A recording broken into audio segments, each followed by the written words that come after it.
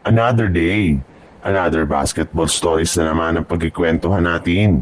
At ngayon nga yung pag-uusapan natin ang balitang magdudumina na nga daw ngayon ang San Antonio Spurs at ang balitang pagkuha ng Golden State Warriors kay Lauri Markkanen.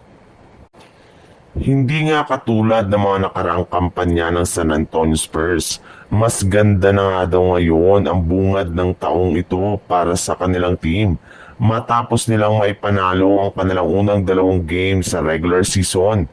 Kung inyo ang matatandaan, hirap na hirap pa nga last year ang Spurs para makakuha ng panalo. Ngunit simula nga na mag-improve na ng tuluyan ng laro ni Victor Wembanyama, ayan pa nga ang mismong hudyat ng pagiging isang legit na championship contender na ng San Antonio Spurs.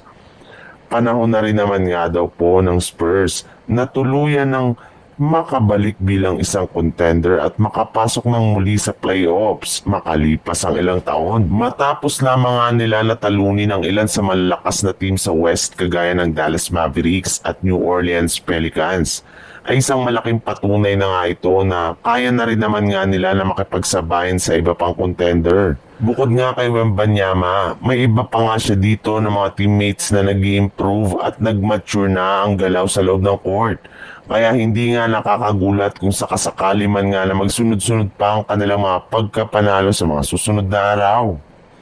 Sa ibang balita naman, Golden State Warriors nga ang tawag ngayon ng bagong binuong team ng Golden State Warriors dahil sila nga naman nga ang may mga pinakamatatandang starting lineup sa history ng NBA sa pagkakaroon ng starters na mayroong edad na 35 years old pataas.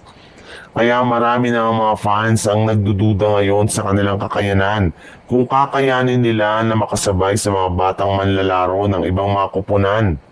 Nagawa na rin naman nga po ng Golden State Warriors ang ganitong klaseng lineup noong 2022 kung saan hindi nga dito umubra matapos silang hindi makapasok sa playoffs ng West. Kaya posible nga na matulad lamang ang Golden State Warriors sa nangyari noon sa Lakers.